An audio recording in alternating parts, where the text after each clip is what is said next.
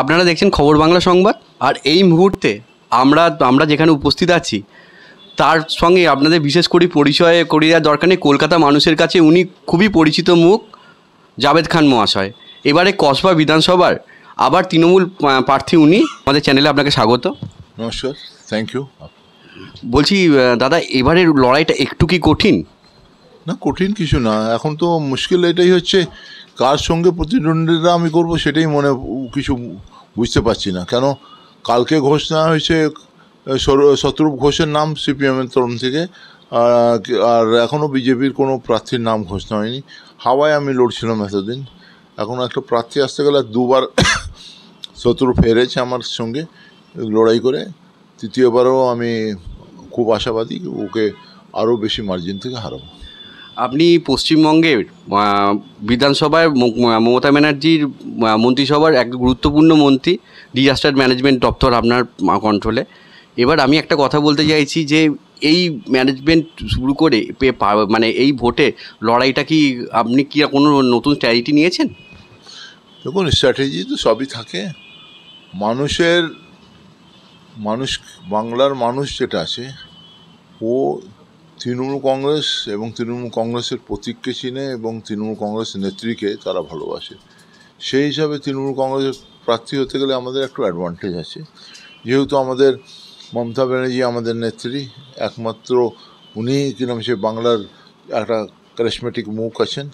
তার সঙ্গে আজকে দিনে যা উন্নয়নের কাজ যেটা হয়েছে সেই কাজ নিয়ে আমরা মানুষের কাছে যখন যাব আমাদের আরও সরল হয়ে যাবে লড়াই করতে। কেন যারা কাজ করেনি, যারা শুধু ভাওতা দিয়েছে, যারা শুধু দেশকে বিক্রি করেছে, তারা এসে তাদের বলবার কিছু নেই বাংলার জন্য। তারা বাংলার সংস্কৃতি বুঝে না, তারা বাংলার ঐতিহ্য উপরে আঘাত পৌঁছাচ্ছে, তারা বাংলার মানুষকে কিরম সে ভুল বোঝাবার চেষ্টা করছে, তারা দাঙ্গা করে, তারা কিরম সে মানুষের সঙ্গে মানুষের বিবাদ সৃষ্টি করে। সেই সব লোককে বাংলার মানুষ পছন্দ করেন না। এইটাই আমাদের স্ট্র্যাটেজি থাকবে, এটাকে হাইলাইট করা কি এরা আসতে গেলে বাংলার যে উন্নয়ন 10 বছর হয়েছে এটা বন্ধ হয়ে যাবে। আরও উন্নয়ন, আরও মানুষের কাজ করতে গেলে তৃণমূল কংগ্রেসকে আনতে হবে এবং তৃতীয়বার মুখ্যমন্ত্রী মমতা ব্যানার্জি হবেন, এটা আমাদের দীর্ঘ বিশ্বাস। কিন্তু আবার বেশি মত থেকে যাতে মমতা ব্যানার্জি কিরম সে আবার নির্বাচিত হোক এই সরকার, সেটাই আমরা চেষ্টা করব। দাদা, আমরা দেখতে পাচ্ছি কিছুদিন ধরে তৃণমূলের বিভিন্ন নেতা মন্ত্রী তৃণমূল থেকে বিজেপিতে জয়েন্ট করছে এবং পরবর্তীকালে দেখা গেছে ইডি সিবিআই যেমন আজকে পার্থ চ্যাটার্জিকে নোটিশ পাঠিয়েছে। আপনাদের একদিকে মন্ত্রীরা বিজেপি থেকে জয়েন্ট করছে এবং আপনারা যারা জলে আছে তাদেরকে ইডি সিবিআই যেমন পার্থ চ্যাটার্জিকে পাঠিয়েছে, মদন মিত্রকে পাঠিয়েছে। এই ব্যাপারে দেখুন, জিনিসটা হচ্ছে সিবিআই ইডি থেকে আমরা ভয় করি না। এর আগে কিরম সে আমাদের মাননীয় কিরম সে ইউথ কংগ্রেসের সভাপতি এবং দিদির ভাইপো, তাকে কিরম সে সিবিআই তার ওয়াইফকে জিজ্ঞাসাবাদ করেছে, তাকে কথা বলেছে, নোটিশ পাঠিয়েছে ইডি। ওতে কিছু আসে যায় না। আর যারা চলে যাচ্ছে তারা টিকিট পায়নি, বেশিরভাগ সেরকম লোক যারা কিরম সে আমরা যাদের টিকিট দিইনি। আর যারা কিরম সে জিততে পারবে না এরকম কিছু লোক আছে, তারা চলে গেছে। এর থেকে তৃণমূল কংগ্রেসের কোনো ক্ষতি হচ্ছে না। বনাম একটা ভালো জিনিস হচ্ছে কি আজকে যে যারা চলে যাচ্ছে জিততে পারবে না এই ধরনের নেতা, তারা তো অলরেডি কিরম সে তাদের বিরুদ্ধে অনেক রকমের অভিযোগ কিরম সে বিজেপি এনেছিল। এখন ওই পয়সা মালগুলোকে বিজেপি নিচ্ছে, মানুষকে উত্তর বিজেপিকে দিতে হবে। এই যখন তৃণমূলে ছিল তখন পয়সা হয়ে গেল, সিবিআই আর ইডি ডাকছিল, ঝামেলা করছিল, তাদের বন্ধ করা হবে, তাদের বিরুদ্ধে অ্যাকশন নেওয়া হবে। এখন তাদের বিরুদ্ধে কেন লিখছে না সেটা প্রশ্ন উঠছে। হ্যাঁ, এই প্রসঙ্গেই বলি, যারা আপনাদের সারদা নারদা যাদের নাম অভিযুক্ত ছিল সেই সব নেতা নেত্রীরা বিজেপিতে গিয়ে তারা ক্লিন চিট পেয়ে গেল, এখন তাদেরকে সামনের সারিতে বসানো হচ্ছে।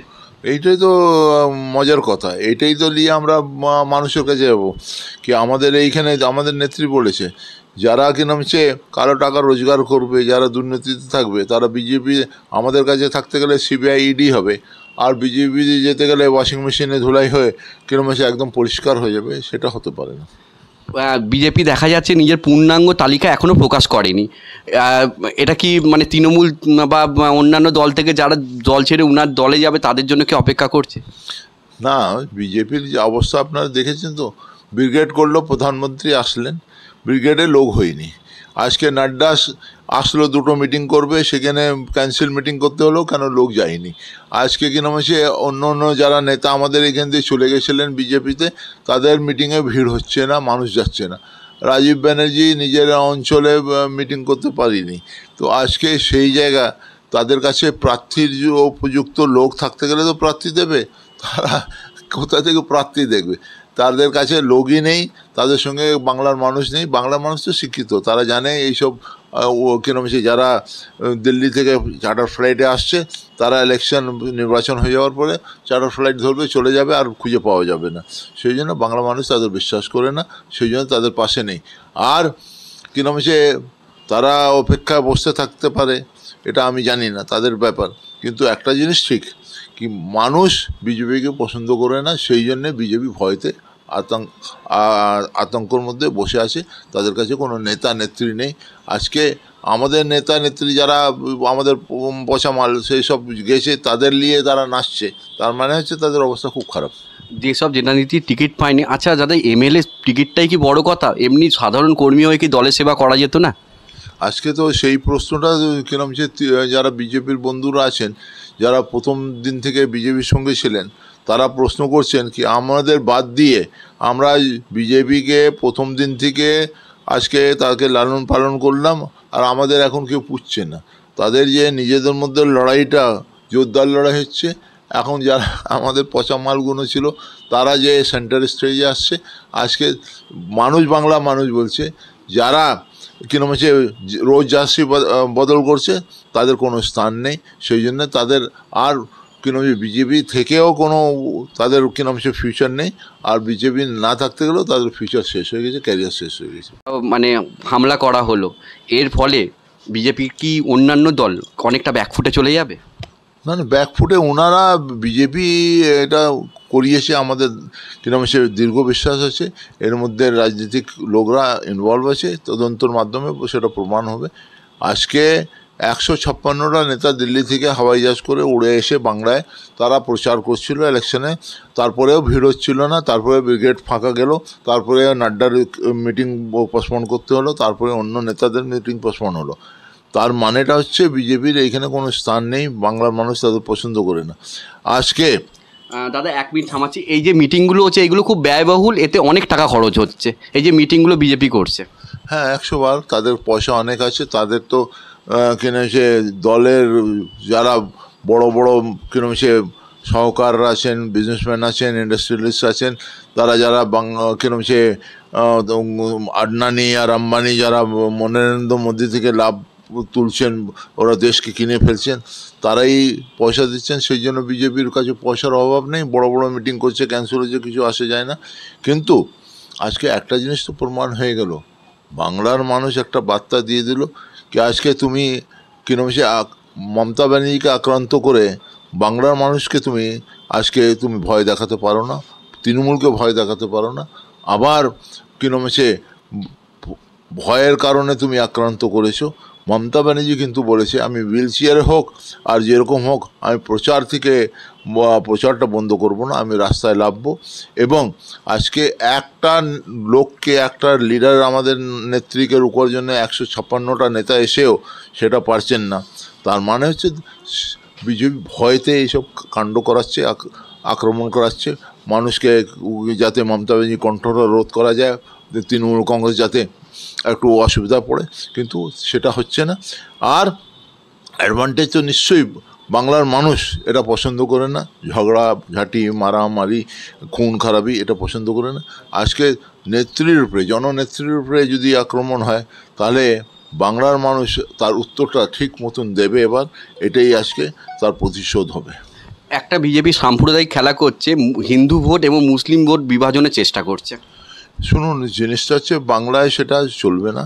কেন আমি বলি, লাস্ট পার্লামেন্ট ইলেকশনে তারা খেলাটা খেলেছিল, আমার এরিয়াতে আমি কসবায় কি নাম সে বিধায়ক, সেইখানে আমার 91-92 ওয়ার্ড, আমার 66 ওয়ার্ডে 40% হিন্দু ভোট আছে। আমি সব জায়গায় জিতেছি, আমি সেইখানে হারিনি। আমার কেন্দ্র থেকে হাইয়েস্ট ভোটে মালা রায়ের লিড করেছে। তো আমার এই গেলে বাঙালি মানুষ যেটা আছে না, আমি আগেই বললাম, তারা পলিটিক্যালি খুব সেন্সিটিভ এবং শিক্ষিত মানুষ, তারা সহজে এই ট্র্যাপে পড়বে না। একদিকে মমতা ব্যানার্জি যেখানে বিভিন্ন প্রকল্পে দিয়ে মানুষকে সুবিধা দেওয়ার চেষ্টা করছে, কন্যাশ্রী, বিধবা ভাতা, তারপর বৃদ্ধদের পেনশন, এইগুলো দিয়ে, আর অন্যদিকে গ্যাসের দাম, পেট্রোলের দাম এবং অন্যান্য জিনিসের দাম বাড়ছে। আজকে একটা জিনিস তো প্রমাণ হচ্ছে তার মধ্যে থেকে, কি দেশকে যদি কেউ শেষ করে, দেশকে যদি কেউ বিক্রি করে দেয়, দেশে যদি কেউ ভালো না বাসে, তাহলে ওরা এই ধরনের সিদ্ধান্ত করবে। এক মাসে কিরম সে গ্যাসের দাম 100 টাকার কাছাকাছি বাড়িয়ে দিচ্ছে, 100 টাকার উপরে বাড়িয়ে দিচ্ছে। তার পেট্রোলের দাম প্রত্যেক কিরম সে 2 দিন 4 দিন পরে বাড়ছে, এবং কিরম সে রেলকে বিক্রি করে দিচ্ছে, ওএনজিসিকে বিক্রি করে দিচ্ছে, এয়ারপোর্ট বিক্রি হয়ে যাচ্ছে। তার মানেটা কী হচ্ছে, যারা স্বাধীনতা সংগ্রামে ব্রিটিশের দালালি করেছিল এই বিজেপি নেতারা, সে গোয়ালকার হোক, সবারকার হোক, এরা কিরম সেই সময় ব্রিটিশদের কিরম যখন আজাদ হিন্দ ফৌজটা নেতাজি গঠন করছিল, সেই সময় ভর্তি হচ্ছিল আজাদ হিন্দ ফৌজের লোক লিখছিল, সেই সময় গোয়ালকার না সবারকার ওরা ব্রিটিশের কাছে ইন্ডিয়ানদের ওই ব্রিটিশ আর্মিতে ভর্তি করাচ্ছিল। তারা দেশকে ভালোবাসে না, তারা নিজেকে ভালোবাসে। এই জন্যে আজকে দেশের জন্য কেউ আজকে প্রধানমন্ত্রী হোক, অমিত শাহ হোক, তারা চিন্তা করছে না। সেই জন্য তো আজকে কৃষকরা কিরম রাস্তায় বসে আছে, 100 দিনের উপরে হয়ে গেছে, 200 জনের উপরে মারা গেছে, তারপরেও প্রধানমন্ত্রী বলছে আমি কৃষকদের ভালোর জন্যে কিন্তু আইনটা করছি। যেখানে 12 লাখ থেকে 15 লাখ কৃষক রাস্তায় বসে আছে, সেইখানে উনি বার্তা দিচ্ছেন, বাংলার ভারতবর্ষের মানুষকে বোকা ভেবেছেন, উনি বার্তা দিচ্ছেন যে আমি কৃষকের ভালোর জন্য আইনটা করলাম, কৃষক আইনটা, যেটা 3টা আইনটা করলাম। তাহলে আজকে যে দেশকে ভালোবাসে না, সে কিছুক্ষণের জন্য কিছু করবে, সেটা ঠিক আছে, নির্বাচিত হচ্ছে 2024 পর্যন্ত, কিন্তু একবার যখন মানুষ তুলে ফেলে দেবে, আর বিজেপিকে খুঁজে পাওয়া যাবে না, আর খুঁজে পাওয়া যাবে না। দাদা, জনসাধারণকে আমাদের চ্যানেলের মারফত এবারে বিধানসভা নির্বাচনের জন্য কি বার্তা দেবেন? একটাই বার্তা দেব, মানুষ এই যারা বিভ্রান্ত করে, যারা মানুষের খুন করে, যারা সন্ত্রাস করে, তাদের কি আপনারা নির্বাচিত করবেন? কি যারা আপনাদের পাশে থেকে আপনাদের উন্নয়ন করে, বাংলাকে এগিয়ে নিয়ে যায়, বাংলার জন্যে রাত দিন চিন্তা করে, তাকে আপনি কিরম সে আবার সমর্থন দেবেন? এইটাই আমার আপনাদের কাছে সব সময় নিবেদন থাকবে, সব সময় আপনাদের কাছে আবেদন থাকবে, কি আপনারা যারা আপনাদের কাজ করে, আপনাদের পাশে থাকে, যারা কিরম সে চার্টার প্লেন করে চলে যাবে না, যারা আপনার সঙ্গে আছে, আগামী দিনও থাকবে, আপনাদের কাজও করবে, সেসব মানুষকে আপনারা নির্বাচিত করুন। আর এটা লড়াইটা শুধু আজকে মমতা ব্যানার্জি আর বিজেপির নয়, এটা লড়াইটা হচ্ছে মমতা ব্যানার্জি ভার্সেস নরেন্দ্র মোদী। আজকে সারা ভারতবর্ষ, সারা বিশ্ব বসে দেখছে কি আজকে অন্য রাজ্যতে সে ওই ইউপিতে মুলায়ম সিংয়ের ছেলে অখিলেশ পারল না, আর তেজস্বী যাদব পারল না বিহারে, আজকে সেখানে শরদ পাওয়ার বলছে মমতা ব্যানার্জি তুমি লড়ো, আমি তোমার সঙ্গে আছি। আজকে সেই ধরনের সব নেতারা বলছে মমতা ব্যানার্জি তুমি লড়ো। যদি আজকে একটা জিনিস নিশ্চিত, বাংলায় আমরা বিজেপিকে পা রাখতে দেবো না, বাংলায় আমরা বিজেপিকে তাড়াবো। আমরা যদি বিজেপিকে এখানে তাড়িয়ে দিই, তাহলে আগাম 2024 ইলেকশনে Mamata Banerjee will the face of the nation. আজকে ইন্ডিয়ার ফেস হবে, সেইখানে সব নেতা তার পিছনে থাকবে বিজেপিকে রুখবার জন্য। আমরা এইখানে বিজেপিকে রুখতে গেলে দিল্লিতে 2024-এ আমরা রুখতে পারবো, এটা আমাদের বিশ্বাস। এবং সেই জায়গা কি নামছে, আজকে মানুষরা সেই পদ্ধতির মধ্যে আছেন, নির্বাচিত আমাদেরই করবেন। 200-র বেশি আমরা সিট নিয়ে আগাম দিন আমরাই সরকার করব, নবান্নে আবার কিরম সে মমতা ব্যানার্জি মুখ্যমন্ত্রী হবেন। দাদা, আমাদের চ্যানেলকে সময় দেওয়ার জন্য আপনাকে অসংখ্য ধন্যবাদ। আপনারা দেখছিলেন জাভেদ খান মহাশয়ের সঙ্গে আমরা এতক্ষণ কথা বলেছিলাম। ক্যামেরায় দেবাঞ্জন দত্তের সঙ্গে অনির্বাণ জানা, খবর বাংলা সংবাদ।